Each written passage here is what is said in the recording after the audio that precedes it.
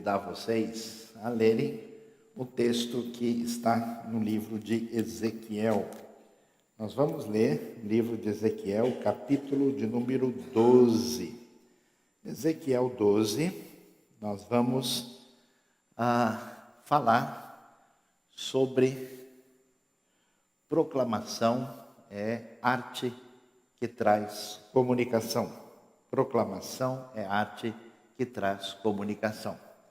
Veja só, capítulo 12 de Ezequiel. Veio a mim esta palavra do Senhor.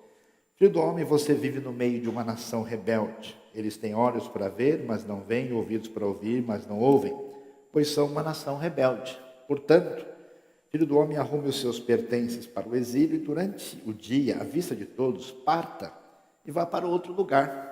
Talvez eles compreendam, embora seja uma nação rebelde. Durante o dia, sem fugir aos olhares do povo, leve para fora os seus pertences arrumados para o exílio. Então, à tarde, saia como aqueles que vão para o exílio e que os outros o vejam fazer isso. Enquanto eles o observam, faça um buraco no muro e passe os seus pertences através dele.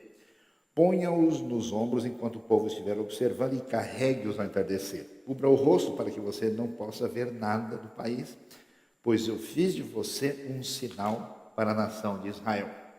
Então eu fiz o que me foi ordenado. Durante o dia levei para fora as minhas coisas arrumadas para o exílio. Depois à tarde fiz com as mãos um buraco no muro. Ao entardecer saí com os meus pertences, carregando-os nos ombros à vista de todos. Vamos um pouquinho mais adiante, acompanhe comigo logo, agora o verso de número 18 do capítulo 12 de Ezequiel.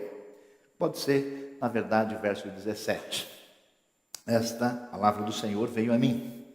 Filho do homem, trema enquanto come a sua comida e fique arrepiado de medo enquanto bebe a sua água. Diga ao povo do país, assim diz o Senhor soberano acerca daqueles que vivem em Jerusalém e em Israel. Eles comerão sua comida com ansiedade e beberão sua água desesperados, pois tudo que existe em sua terra, dela será arrancado por causa da violência de todos que ali vivem. As cidades habitadas serão arrasadas e a terra ficará abandonada, então vocês saberão que eu sou o Senhor. Ainda, no capítulo 4 de Ezequiel, tem um texto muito interessante que diz assim: Filho do homem, pega um tijolo, coloca diante de ti, e desenha nele a cidade de Jerusalém. Põe contra ela um cerco, edifica uma fortificação e levanta uma trincheira, coloca uma rampa, acampa em seu redor e cerca com aríedes. Pega também uma panela de ferro, coloca como se fosse um muro de ferro entre ti e a cidade, olha para a cidade e ela será cercada e tu a cercarás. Isso servirá de sinal para a casa de Israel. O que nós temos nesse texto tão particular e especial do livro de Ezequiel? Aliás, eu não vou perguntar, prometo me comportar aqui, né? Não vou perguntar aqui para ninguém quem foi que leu o livro de Ezequiel nos últimos 10 anos, porque a gente não lê esse tipo de livro. Mas fica a curiosidade para você dar uma lida. O que acontece? Nós estamos aí no começo do século 6 a.C., é a época do reino de Judá. O reino de Judá se afastou de Deus de tal maneira que o julgamento de Deus cai sobre a nação. O livro de Ezequiel é muito arrumadinho, dá para saber certinho que o livro foi escrito entre os anos 593 e ano 571 a.C. Ezequiel tem 48 capítulos, é um livro enorme, né? Ele só perde para os Salmos, só perde para o livro de Isaías e para o livro de Jeremias, em termos de capítulos, um dos maiores livros do Antigo Testamento. Se o Antigo Testamento tem 929 capítulos, e o livro de Ezequiel tem 48, você imagina? Nós temos aí mais de 5% de todo o Antigo Testamento. Amém, irmãos? Quem foi abençoado, levante a mão, né? E aí, o que é interessante nesse livro é que ele vai trazer a palavra do Senhor no momento difícil da história da nação. E o livro é interessante, porque ele começa, aliás, ele é fantástico, né? O livro de Ezequiel começa com umas visões mirabolantes, assim, efeitos especiais que superam Hollywood, tem uns seres estranhos, tem uns carros com umas rodas saindo um monte de luzes para tudo quanto é lado, assim, até a galera meio pirada, assim, tem que ler Ezequiel devagar, porque o pessoal já acha que é disco voador, já fica vendo coisa assim que não tem nada a ver, né? E o livro fala o resultado do distanciamento do povo de Deus, e ele trabalha muito com a ideia da glória do Senhor. O que ele diz? E porque o povo se afasta de Deus e rompe a aliança, a glória de Deus se afasta. Se afasta de onde? Se afasta do templo do Senhor, né? Se afasta da cidade de Jerusalém, se afasta de Judá e vai embora.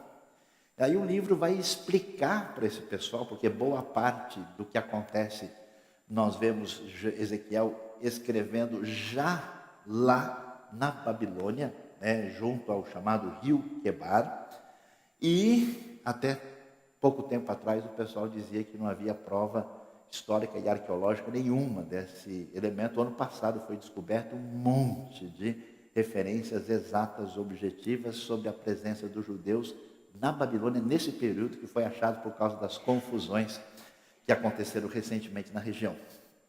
E é interessante que Ezequiel então explica qual é o motivo de tudo que aconteceu. Como assim o povo perdeu a terra, perdeu a cidade, perdeu o templo e agora está como escravo na Babilônia? Como é que se explica isso? Ele vai dar a interpretação e depois ele diz, olha, assim como o julgamento de Deus, vai chegar a época da restauração. Isso especialmente tem lugar lá depois, particularmente no capítulo 37, a famosa visão do Vale dos Ossos Secos, falando que Deus restaura a nação, Deus restaura Jerusalém, Deus restaura o templo e a glória de Deus volta assim como ela se afastou. E o que é tão valioso para a gente?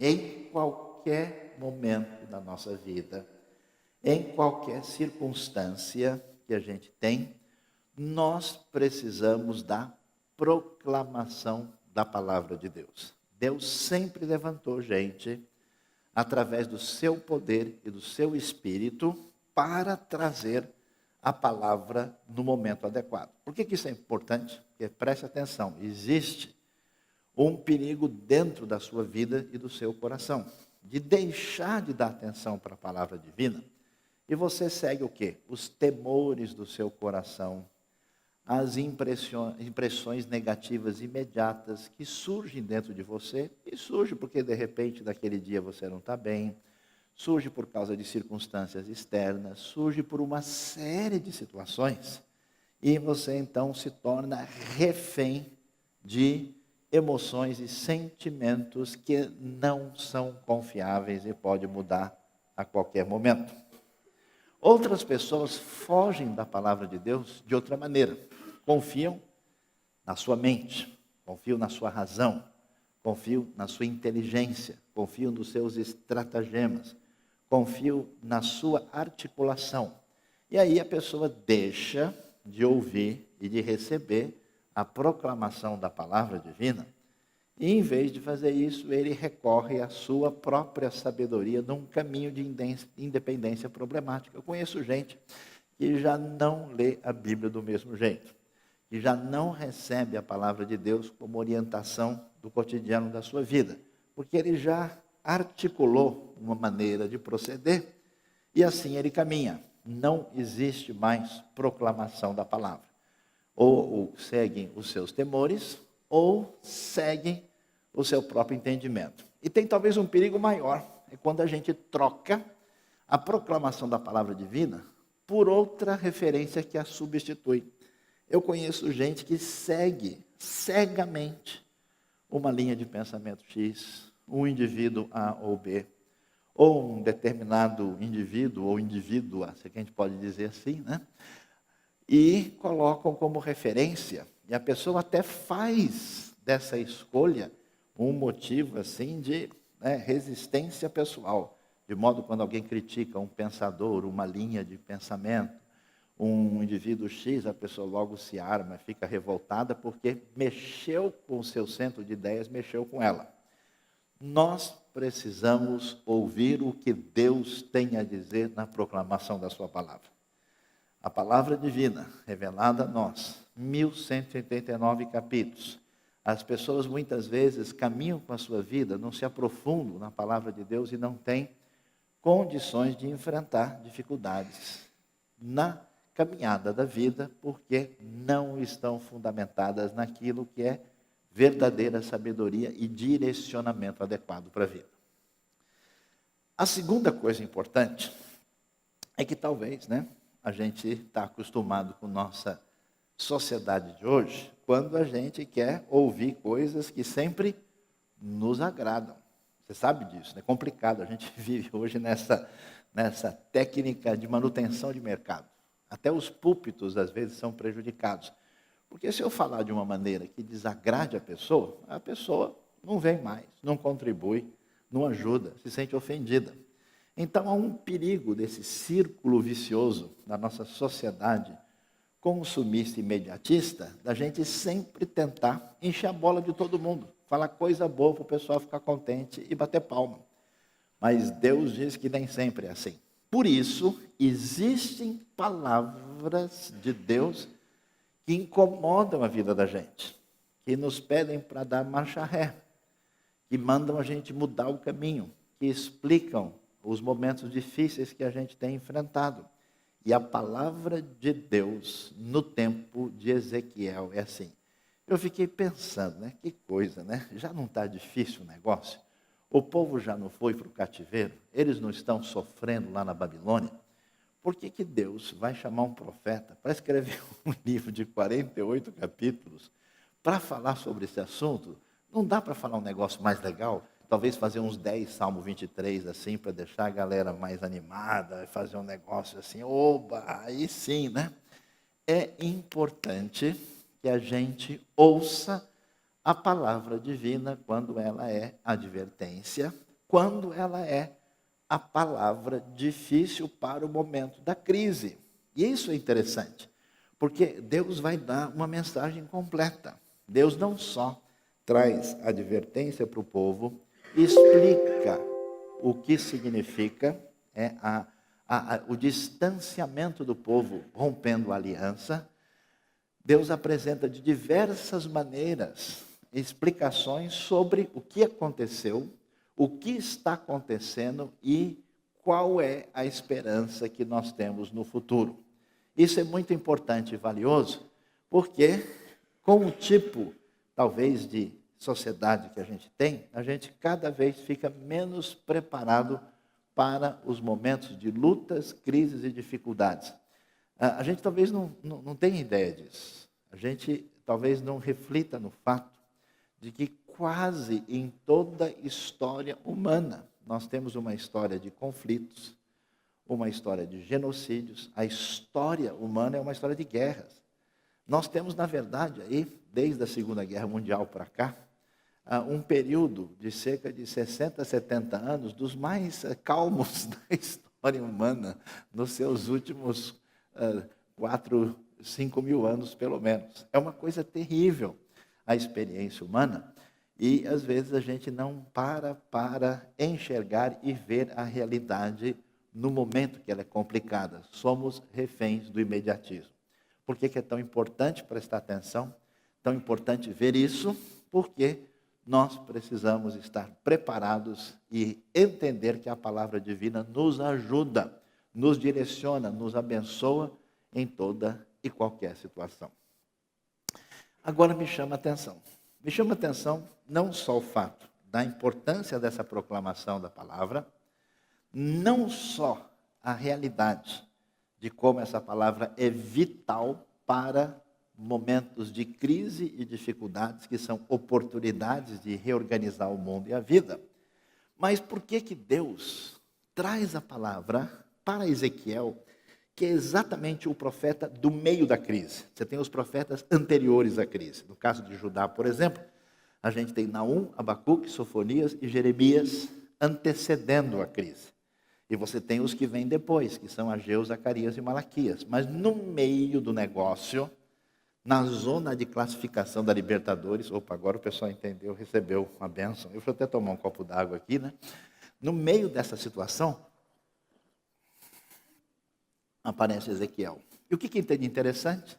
Na hora de trazer a proclamação, por meio de Ezequiel, Deus resolve trabalhar com arte. Olha que coisa interessante. A gente não tem, no sentido completo e detalhado, teatro na Bíblia, como a gente tinha, por exemplo, na cultura greco-romana. Mas nós temos uma coisa muito parecida, porque Deus diz para Ezequiel o seguinte: Ezequiel, o pessoal não entendeu ainda que o julgamento e o cativeiro vai chegar. Até porque Ezequiel começa a proclamar a mensagem divina no ano 593 e Jerusalém ainda vai resistir 7 anos. Ela só vai ser destruída no ano 586, quando Nabucodonosor chega para realmente arrebentar a cidade no final do reinado do rei Zedequias.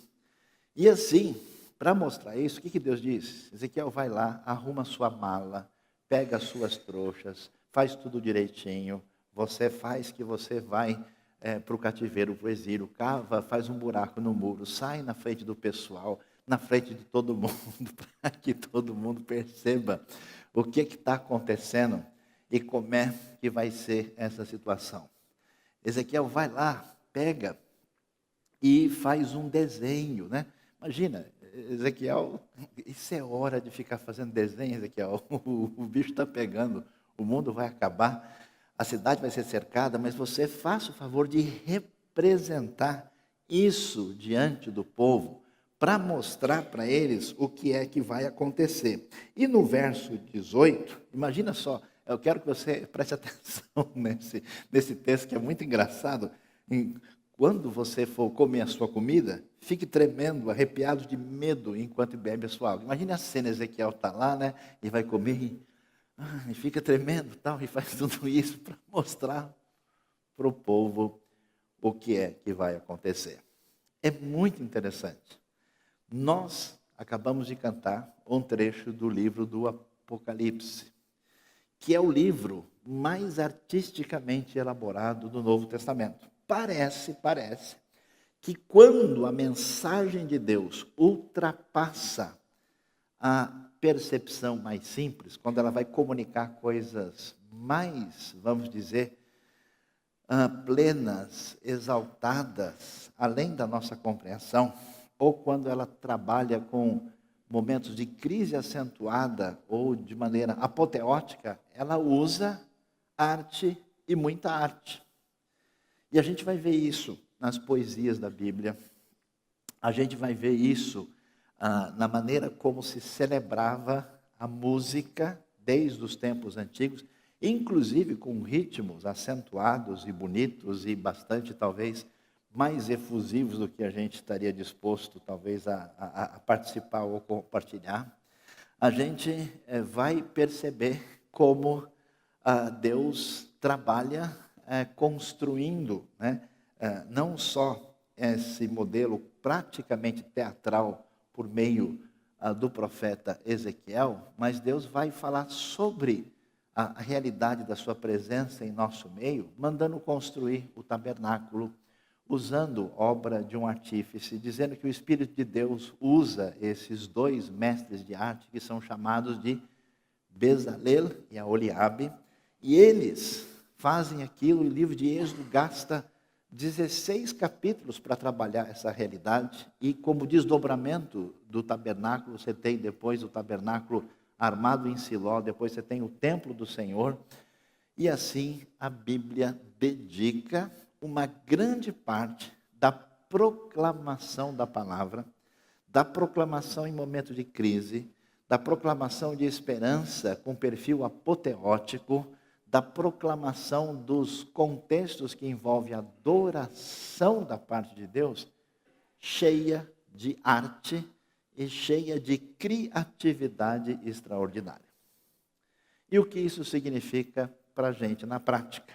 Nós, na nossa tradição cristã brasileira, e principalmente evangélica, a gente tem uma ideia que se desenvolveu, que não é uma ideia bíblica, que é uma ideia que chegou a gente por uma série de influências, talvez pelo tipo de evangelização que a gente recebeu, talvez pela nossa cabeça anterior que coloca arte afastado de espiritualidade, e por uma ideia de que aquilo que tem a ver muito profundamente com Deus, não tem a ver com elementos criativos. A gente praticamente caminhou numa direção que, se a gente serve a Deus de maneira adequada, a gente não faz um monte de coisa. Um bom cristão é uma pessoa basicamente que não comete certas coisas erradas. Se ele não faz coisas erradas, e ele lê a sua Bíblia e faz oração, e aparece na reunião geral dos crentes, ele está sendo uma boa pessoa, está sendo um bom cristão. Mas no pensamento bíblico e no pensamento do Novo Testamento, a coisa não é assim. Existe o que a gente chama de um cristianismo positivo, de um cristianismo vitorioso e de um cristianismo que tem uma responsabilidade de mudar a realidade à nossa volta. E só é possível fazer isso com o valor tão importante da criatividade. A gente tem certos textos na Bíblia que acabaram influenciando o nosso jeito de pensar e que fez com que a gente fizesse, assim, praticasse o que a gente chama de esteticofobia, né? Medo de qualquer coisa relacionada com a arte. Primeiro porque a primeira menção de arte na Bíblia aparece na história de Caim. São os descendentes de Caim que são os primeiros que aparecem lá como os artistas na área de música. Depois, você vai mais adiante, a Bíblia diz que ninguém deve fazer nenhuma imagem de escultura de nada que existe, nem na terra, no céu, nem embaixo da terra. Então a gente já não pode, né? Já não pode tocar direito, né? Já não pode fazer imagem nenhuma de escultura. Então o que a gente vai fazer? A gente vai ficar o mais quieto possível para não fazer nenhuma coisa assim, porque parece que isso é proibitivo. Qual que é o problema? É a falta de entendimento sobre o sentido desses versículos. Por quê? Porque quando Deus mostra que a arte surge na civilização de Caim, ele não está condenando a arte em si, ele está dizendo que toda a civilização humana que nasce junto, inclusive a economia, inclusive o progresso humano que constrói as primeiras cidades, está maculado com a independência e o afastamento de Deus. Não por causa dessas atividades, mas por causa do distanciamento de Deus. E o mesmo Deus que diz para não fazer imagem de escultura, o que ele fez?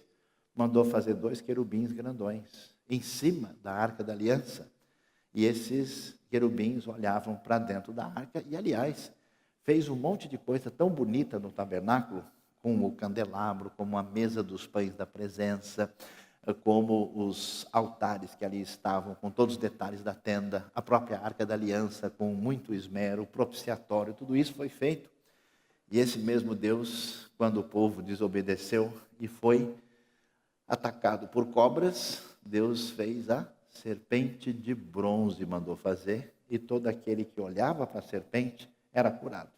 Mostrando para a gente que o problema não é a arte em si, o problema é quando a arte se torna idolatria. O problema é quando a arte, ou qualquer atividade, até uma atividade da igreja, até uma atividade peculiar, particular nossa, pode tomar o lugar de Deus no coração.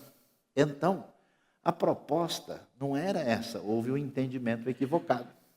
De tal maneira que a gente precisa pensar muito seriamente na valorização da proclamação da palavra divina, especialmente no momento de crise, com a força que a arte tem. Por que a arte é importante?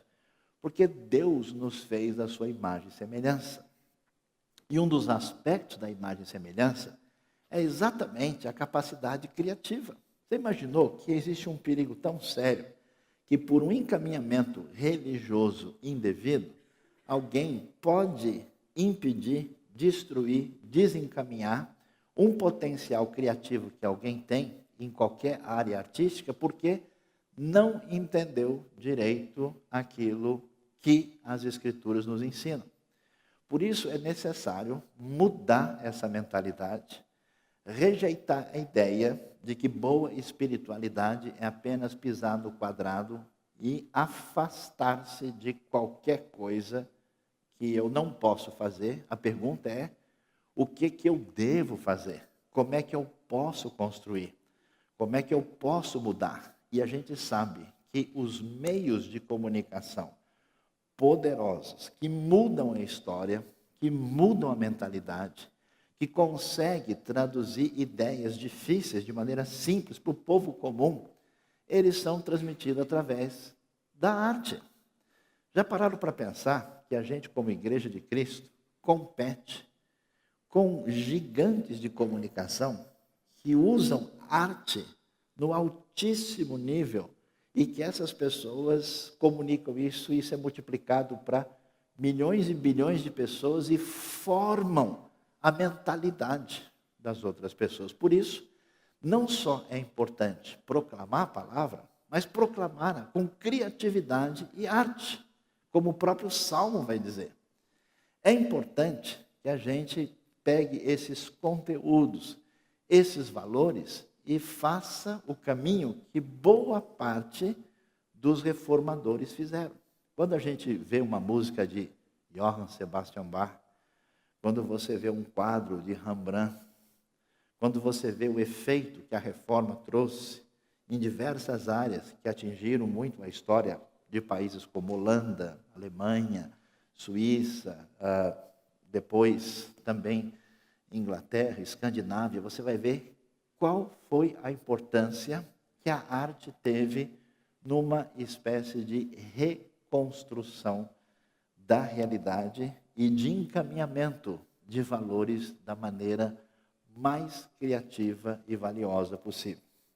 A gente precisa pensar e refletir sobre isso, porque nós vivemos hoje num mundo onde, às vezes, um garoto de 18 anos, um youtuber, alguém que faz um clipe maneiro, da hora, alguns foram abençoados aí, né? Pessoas, talvez, com a menor possibilidade de transmitir um bom conteúdo, com talvez uma possibilidade de expressar sua frustração, ou de colocar para fora a sua desesperança, ou de transmitir uma série de elementos que vão marcar a mente de tanta gente na construção de um futuro problemático. Enquanto a gente, que tem tanto potencial, a pergunta é: onde está a criatividade do povo de Deus? Onde está, né? Imagina a gente lá, vendo Ezequiel, fazendo aquelas coisas, todo falando: Ezequiel, você é profeta ou está brincando de Lego? Né? Ezequiel, você para de fazer, vai lá e prega, sobe no púlpito e traz a palavra. Ezequiel obedece a Deus dessa maneira. Então, sugestão para a gente: é necessário que a gente repense isso e que a gente, em relação à nossa vida, e até mesmo em relação aos nossos filhos, netos, em que medida a gente pode potencializar a criatividade, a capacidade dessas pessoas que vão poder construir e fazer diferença na proclamação da palavra divina. Quando a gente lê o Apocalipse, é muito impressionante. Não só a sofisticação artística do livro, tanta gente lê o Apocalipse sem banana, só fala bobagem, porque não percebe, ele acha que o livro do Apocalipse é um livro que é escrito com uma coisa que vem depois da outra, do jeito que a gente está contando uma história simplesmente linear. Na verdade, o Apocalipse é cheio de símbolos, é cheio de grandes metáforas, faz parte de uma literatura cheia de imaginação. É uma crítica política contra Roma. É uma maneira surpreendente, poderosa, valiosa, que faz toda a diferença. Preste bem atenção. Alguns autores cristãos têm pensado e repensado sobre como é que o povo de Deus deve lidar com a arte. Uma das pessoas que escreveu um bom livro sobre isso foi um autor que pensou um pouco a cultura contemporânea, chamado Francis Schaeffer. Escreveu um livrinho interessante chamado A Arte e a Bíblia. E uma das coisas que Francis Schaeffer lamenta é que ele disse o seguinte, que quando surgiu o impacto da sétima arte, né, derivada de todo o progresso fílmico e também da história da arte no contexto europeu, principalmente na Alemanha, isso chegou aos Estados Unidos, mas a igreja evangélica americana na época não estava em condições de entender o impacto da sétima arte. E eles fizeram o seguinte, quando o cinema surgiu. Eles diabolizaram o cinema. O cinema é do mal, o cinema é do diabo, ele não presta. Aliás, boa parte da cultura religiosa sempre fez isso. Surgiu uma coisa nova, isso aí é do diabo. Mas que o diabo é um fabricante de coisas novas, uma coisa impressionante, né? Será que o diabo escondeu a gasolina? Vamos ver, né? O que houve? Tudo que aparece de novo, a gente relaciona com o mal. A criatividade parece que está impregnada pelo mal. E é interessante, ele diz que quando boa parte dos líderes fizeram isso, o que aconteceu? E aí que está a grande coisa para a gente pensar. Toda a cultura do cinema foi absolutamente entregue aos indivíduos que tinham uma mentalidade secular. Em vez do povo de Deus pensar como é que a gente influencia as crianças com história em quadrinhos, como é que a gente ensina princípios e ideias por meio de um filme, como é que a gente pode fazer diferença por meio da música que atinge a cabeça das pessoas. Não, eles disseram, tudo isso que não parece muito religioso, não é de Deus, é do mal. Então, toda a construção do cinema, especialmente a partir dos anos 30, sempre foi uma construção crítica da fé, foi uma ruptura com a história religiosa da própria nação americana, foi um pensamento secular de desconstrução, trabalhando valores essencialmente anti-evangélicos. E aí ele diz, é lamentável porque perdemos uma geração. Perdemos uma geração porque as pessoas, não entendendo que a gente não deve se desviar de Deus nem para a esquerda nem para a direita, entraram numa postura indevida e, agindo dessa forma, fizeram com que a igreja perdesse a sua responsabilidade de ser sal da terra. Ser sal da terra significa, em grande parte, resgatar a cultura. A cultura em que a gente vive, com a sua literatura, com a sua música, com o seu cinema, com a sua arte, se simplesmente todo mundo que conhece a Deus, todo mundo se achar santo demais e não se envolver em absolutamente nada, não tiver mais nenhum jornalista cristão, nenhum político cristão, nenhum artista cristão, todo mundo virar monge de Jesus, meus queridos, nós não estaremos alcançando a nossa missão.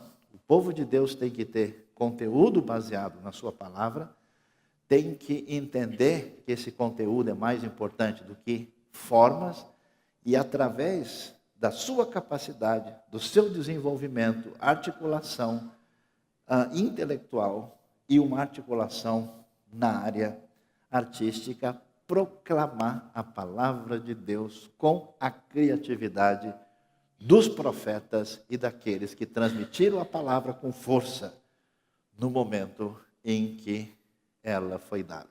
Vocês não fazem ideia como é caro, difícil, complicado escrever um livro num pergaminho no primeiro século.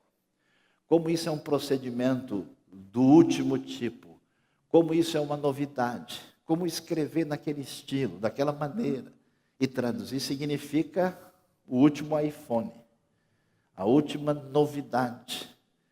Você sabe por quê que o Evangelho teve grande impacto no ambiente da reforma? Porque enquanto os tradicionais diziam, não, a gente precisa continuar mexendo nas nossas bibliotecas, com os nossos manuscritos antigos em latim, os reformadores usaram a última tecnologia, o smartphone da época, que é a imprensa, que reduziu o preço de um livro em 75% e fez com que esses livros fossem escritos escandalosamente na língua comum do povo e usaram de todo tipo de atividade para que essa palavra fosse compreensível, fosse colocada na mão das pessoas e utilizaram, inclusive, vários elementos que mudaram a própria história da arte na construção da caminhada de vários povos da Europa que aceitaram a reforma. Por isso, um desafio para a gente. Se a gente quer fazer diferença, A gente quer mudar o mundo à nossa volta. A gente quer melhorar a vida da cidade. Um conselho para a gente precisa de proclamação da palavra. Nunca deixando a referência que está dada a nós. Nenhuma referência substituirá a palavra. Palavra poderosa e valiosa, que vai agir no momento da crise, no momento em que tudo se perdeu, em que o povo está no cativeiro, em que eles não sabem qual é a esperança. Só a palavra de Deus tem força na crise, e palavra transmitida com criatividade, com sabedoria, com arte e muita arte, para que isso atinja a vida das pessoas. Deus abençoe você. Deus abençoe você que tem talento enterrado. Deus abençoe você que precisa se desenvolver nessa área, e que Deus abençoe essa criatividade para a sua honra e para a sua glória e para a expansão do reino de Deus. Que Deus nos abençoe nessa manhã. Amém.